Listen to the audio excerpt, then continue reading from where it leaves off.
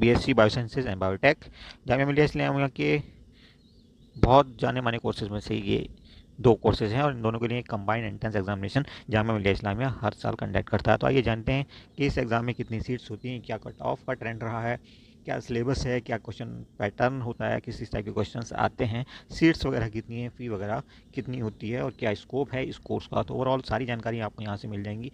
यहाँ के बाद आपको बिल्कुल भटकना नहीं है। जो बुक का सेट है वो कलेक्ट करना है, यानी कि लिस्ट ऑफ बुक के अकॉर्डिंग आपको बुक्स कलेक्ट करनी है और पढ़नी शुरू कर देना है। और बुक्स भी सटीक बताई जाएंगी, 100% सिलेक्शन वहीं से होना है और वहीं से 100% सवाल भी आएंगे। एक भी सवाल इधर से आए तो आप हमें बताना कि एक सवाल यहाँ से नहीं आया है आपका। ठीक है जी, चलिए शुरू करते हैं। सबसे पहले देख लेते हैं। देखिए यहाँ पे नंबर ऑफ सीट्स, जब बायो साइंसेस की बात हो रही है तो यहाँ पे 40 मेंशनड है और ऐसे ही बायोटेक्नोलॉजी में हमने देखा कि 35 मेंशनड है, वो भी हम आपको दिखा देंगे। लेकिन यहाँ पे अमूमन 44-45 तक सीट्स भरती हैं और ऐसे ही बायोटेक में भी ज़्यादा सीट भरी जाती हैं, 40 के आसपास तक। हालांकि ऑफिशियली 35 ही भरी जानी चाहिए, बट ऐसा देखा गया है कि 4-5 सीट एक्स्ट्रा भरी जाती हैं। टोटल 85 सीट्स आप मान सकते हैं कि यहाँ पे जामिया भरता है, जबकि 75 सीट्स ही बनती हैं। जो ट्रेंड हमने देखा उसके अकॉर्डिंग हम आपको बता रहे हैं। जो कट ऑफ का ट्रेंड रहा है 2020 में वो आप देख सकते हैं, काफ़ी ऊपर रही थी कट ऑफ 2020 में। इसलिए हम हमेशा कहते हैं कि कट ऑफ के चक्कर में आप ना पड़ें।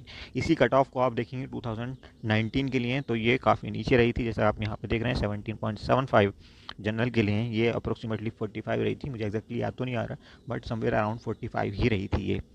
ठीक है, 45 या 46 2019 में। और हम ये आपको जल्दी दिखा देंगे। बायोटेक में थोड़ी सी ज़्यादा जाती है कट ऑफ बायो साइंसेस के मुकाबले। ये बायोटेक की लिस्ट है, डिफरेंट कैटेगरी में आप देख सकते हैं। बार बार आप क्वेरी करेंगे तो हम आंसर नहीं कर पाएंगे क्योंकि हमारे पास इतना वक्त नहीं होता। बायो साइंसेज के लिए आप यहाँ पे देख सकते हैं, ये रही कट ऑफ डिफरेंट कैटेगरीज में 2020 के लिए।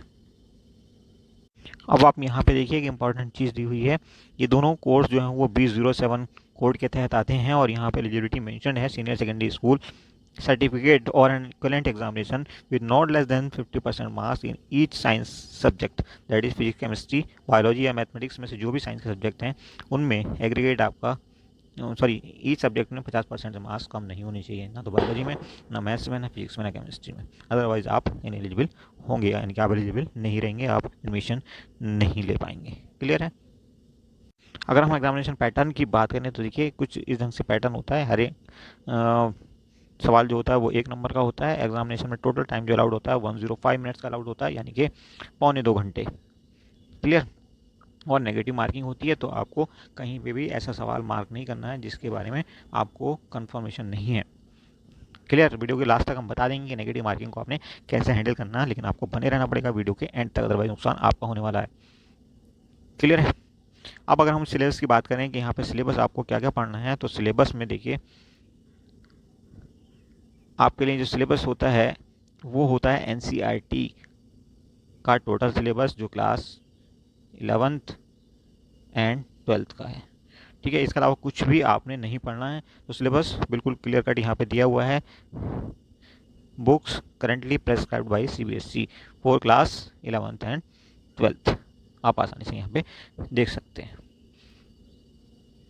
अब सबसे इंपॉर्टेंट बात रही आपकी कि आपने बुक्स कौन कौन सी पढ़नी है यहाँ पे। तो बुक्स आपने पढ़नी है सिर्फ और सिर्फ फिजिक्स, केमिस्ट्री और मैथमेटिक्स की, और ये होंगी एनसीईआरटी की बुक्स। ना कोई गाइड खरीदनी है आपने, ना कुछ खरीदना है, सिर्फ और सिर्फ आपने एनसीईआरटी की बुक्स खरीदनी है।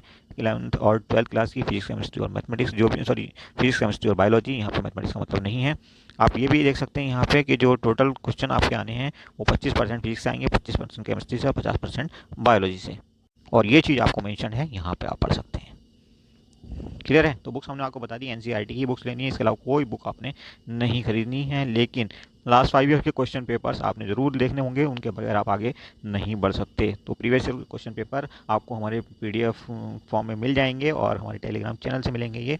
अगर आपको इनका सॉल्यूशन देखना है तो यूट्यूब पे हमारे ही चैनल पे मिलता है, इसके अलावा कोई और चैनल डिटेल्ड सॉल्यूशन दिखाने की हिम्मत नहीं रखता। अब आप एक बात कहेंगे कि सर यहाँ पे मैथमेटिक्स मेंशन है, आप कह रहे हैं मैथमेटिक्स पढ़ने की ज़रूरत नहीं है, मैथमेटिक्स का मतलब नहीं है। तो मैथमेटिक्स एक दो बार आए ज़रूर हैं 8-7 सवाल, 1-2 साल में, शायद 2018 में भी आए थे 8-7 सवाल, लेकिन हर साल नहीं आते। और 8-7 सवाल या 10 सवाल आप छोड़ करके चल सकते हैं। अगर आप 90 सवाल सॉलिड करके चलेंगे तो आपको ये 10 सवाल पढ़ने की ज़रूरत नहीं है। हालांकि ये सिंपल मैथमेटिक्स के सवाल होते हैं, आप चाहें तो कर भी सकते हैं, बट इनके लिए आपको अलग से पढ़ने की ज़रूरत कतई नहीं है। जिसमें 2-4 सवाल आप ऐसे ही करके ले जाओगे तो बहुत ज़्यादा मैटर ये नहीं करता, इस पर टाइम वेस्ट ना करें, इसके लिए टेंशन लेने की ज़रूरत नहीं है। अगर हाँ मैथमेटिक्स आपका सब्जेक्ट है तब तो आप 10 के 10 सवाल अगर किसी वजह से आ भी गए, हर साल नहीं आती, कभी कभार आती हैं, अगर आ भी गए तब भी आप करके ले जाओगे। तो इनके लिए टेंशन बहरहाल बिल्कुल लेने की ज़रूरत नहीं है। बुक्स का हमने बता दिया कि आपने सिर्फ एनसीईआरटी पढ़नी है और प्रीवियस ईयर क्वेश्चन पेपर देखने हैं। थोड़ा सा अगर आप देख सकते हो तो नीट के सवाल आप देख लेना, नीट के क्वेश्चन पेपर 2-4 साल के, तो आपकी प्रैक्टिस अच्छी हो जाएगी।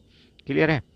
अब हम बात करते हैं नेगेटिव मार्किंग की। तो नेगेटिव मार्किंग को आप कैसे हैंडल करेंगे, ये एक इम्पॉर्टेंट पॉइंट है जो आपको गौर से देखना चाहिए। सपोज आपने यहाँ पे 60 सवाल ऐसे थे जो पहले अटैम्प्ट में कर दिए, तो 60 मार्क्स तो आपके यहाँ पे आ गए।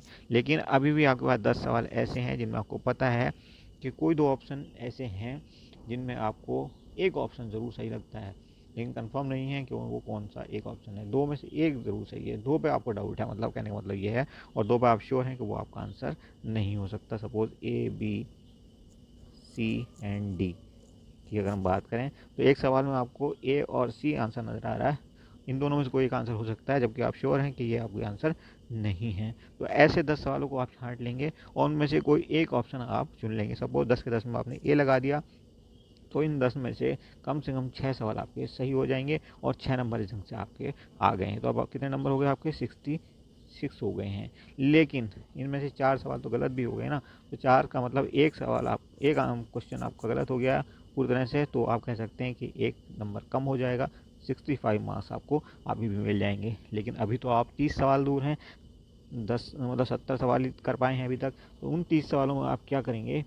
उन 30 सवालों में आप अगर कहीं पे लगता है कि जैसे यहाँ पे 4 ऑप्शन थे, 4 में से आपको पता है कि आपका ये तो आंसर नहीं है, ठीक है, आप बचते हैं 3, तो इन 3 में से अगर कहीं कुछ ऐसे सवाल भी निकलते हैं तो और अच्छा, नहीं भी निकलते तो एक ऑप्शन कोई सा आप लगा देंगे इनमें, ठीक है। अगर आपने 30 सवालों में एक ही ऑप्शन लगाया, सपोज ए, या 28 सवालों में लगाया ए, 2 सवाल ऐसे थे जिनमें आपको पता था कि ए हो ही नहीं सकता, तो उसके बदले आपने बदल दिया।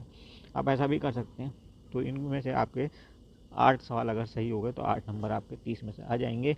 लेकिन 22 सवाल तो गलत हो चुके हैं आपके, तो 4.25 नंबर आपके माइनस हो जाएंगे। 4.25 ओवरऑल यहाँ से कितने नंबर मिले आपके? 3.75। तो 65 प्लस 3.75 और आ जाएंगे आपके, ठीक है। और यहाँ पे कुल मिलाकर के 68.75 नंबर आपके आ चुके हैं, 68.75। तो यहाँ पे 8.75 आपको एक्स्ट्रा मिल गए जो कि नहीं मिलने वाले थे, और इनमें कहीं से कहीं तक कोई रिस्क नहीं है अगर आपने इस टेक्निक का इस्तेमाल किया तो। इस ढंग से आप मेरिट में बहुत आगे बढ़ सकते हैं। 8 नंबर 9 नंबर आपके लिए बहुत मैटर करेंगे। तो आप इस वीडियो को दोबारा से एक बार सुन लीजिएगा, लेकिन कहीं भटकने की ज़रूरत नहीं है। यही books of sets of books आपको लेना है और यही इंस्ट्रक्शन फॉलो करने हैं, that's it, nothing else. Thank you for watching this video.